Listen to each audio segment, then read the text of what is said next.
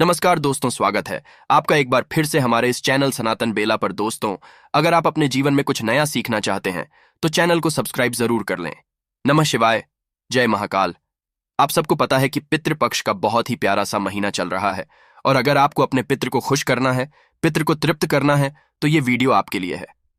पूज्य गुरु जी की कथा से सुन के बहुत अच्छे से बताऊंगा। बस आपको 7 मुट्ठी चावल लेनी है और लौंग लेना है। छोटा सा उपाय करके देखिएगा, आपके पितृ हमेशा खुश रहेंगे और आपको कभी भी परेशान नहीं करेंगे। ठीक है, कैसे करना है बहुत ध्यान से वीडियो को सुनिएगा, एक भी पॉइंट को मिस मत करना, ठीक है, वरना फिर भूल जाओगे। भैया हो नहीं रहा है काम, देखो हमें लेना होगा इस तरीके से चावल। तो जैसा कि स्क्रीन पे मैंने लिख रखा था, कितनी 7 मुट्ठी चावल, भर भर के 7 मुट्ठी चावल लेना है। ठीक है, अब इसमें यह मत देखना कि टूटा हुआ है कि नहीं है, नहीं, ये सब कुछ नहीं देखना। बस 7 मुट्ठी चावल लेना और साथ ही साथ आपको मात्र 1 लौंग लेना है।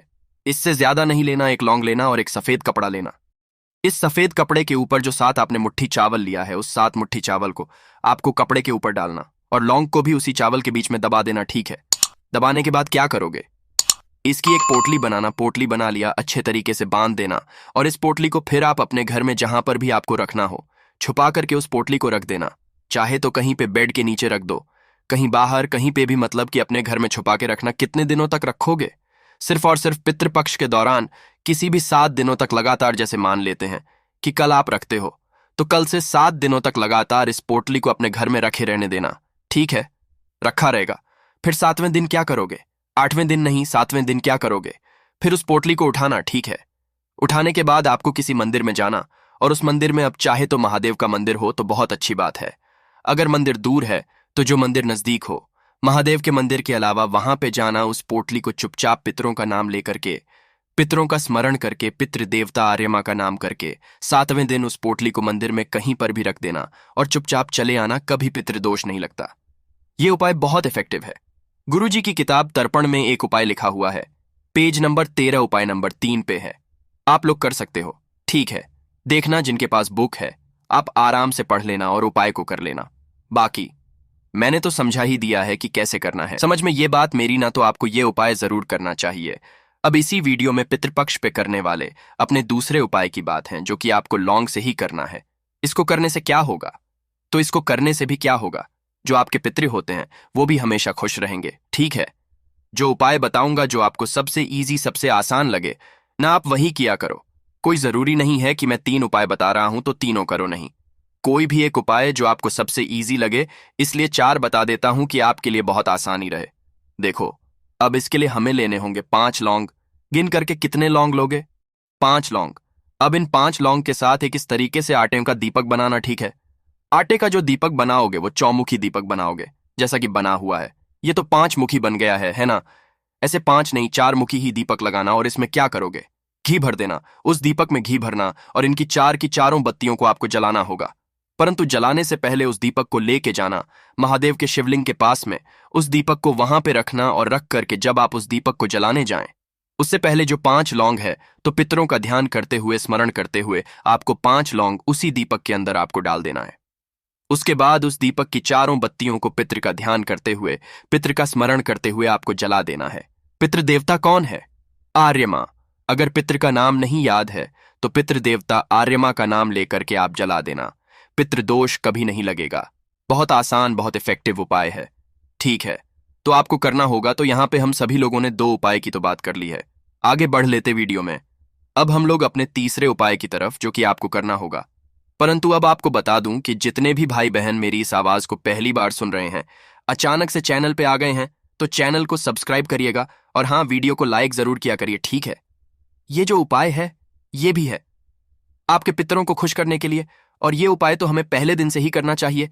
परंतु अगर आपने पहले दिन से इस उपाय को नहीं किया, मेरी पुरानी वीडियोस नहीं देखी थी, तो जितने दिन बचे हुए हैं इस उपाय को करेंगे। ठीक है, स्क्रीन पर आपको दिख रहा होगा तांबे लौटा, तो आपको एक तांबे का लौटा लेना है, जिसमें जल भर लोगे। कहां से, अपने घर से। ठीक है, जल भर लिया और इसमें कुछ भी नहीं डालना, इस जल को लेके पहुंच जाना महादेव के शिवलिंग के पास में। सुबह जाना चाहो सुबह जाओ, शाम को जाना चाहो शाम को जाओ, परंतु सिर्फ और सिर्फ इस तरीके का उपाय पितृपक्ष में ही करना है, बाकी दिनों में नहीं करना। ठीक है, फेस रखना उत्तर दिशा, नॉर्थ डायरेक्शन। आपके पास में जो जल है ना, कलश है ना, उस कलश से जल 27 बार महादेव के शिवलिंग के ऊपर चढ़ाओगे। मैं बोल क्या रहा हूं, मेरी बात ध्यान से सुनना। मैंने बोला 27 बार। मैंने ये नहीं बोला कि 27 लौटा जल, यानी कि उसी कलश से जल थोड़ा थोड़ा करके 27 बार में महादेव के शिवलिंग के ऊपर समर्पित करोगे। और जब आप समर्पित करोगे तो आपको 27 बार महादेव का नाम भी बोलना है। जो नाम आपको उस टाइम पे याद आए या फिर याद हो, आपको नाम बोलना है।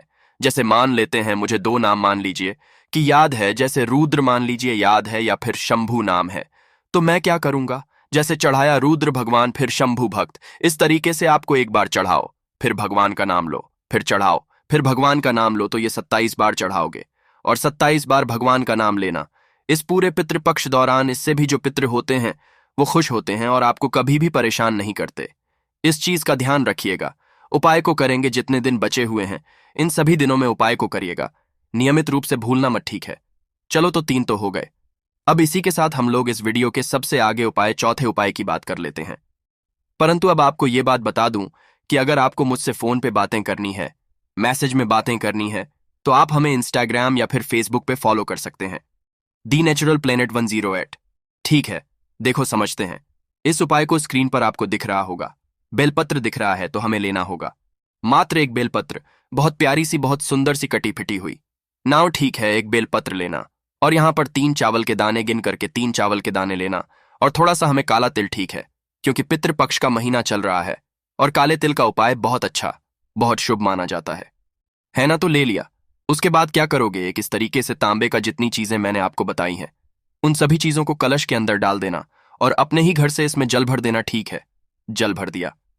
जल भरने के बाद क्या करोगे, उस जल को लेके अपने सभी कमरों में, जितने भी रूम्स होंगे, अपने पितरों का ध्यान करते हुए, स्मरण करते हुए सभी कमरों में घूम लेना। बस और बस। आपको कहां पे, आपको बस आप मतलब वॉशरूम में मत जाना, बाकी सभी जगह पे घूमना और फेस रख लेना उत्तर दिशा, नॉर्थ डायरेक्शन, और पूरा का पूरा कलश लाओगे। महादेव के शिवलिंग के ऊपर अवधेश्वर महादेव, कौन से महादेव, अवधूतेश्वर महादेव के नाम से समर्पित कर देना। इससे भी जो हमारे पितृ होते हैं बहुत ज्यादा खुश होते हैं। ठीक है, तो आप सभी लोगों को मैंने बहुत सारे उपाय बताए हैं। जो उपाय आपको सबसे इजी, सबसे आसान लगते हों, कोई भी उपाय कर लीजिएगा जिससे जो आपके पितृ हों आपसे। और अगर हमारे पितृ खुश हो गए तो हमें तो लाइफ में फिर कभी भी कोई दिक्कत नहीं आने वाली। कोशिश की अच्छा समझाने की, वीडियो पसंद आई हो तो लाइक करिएगा।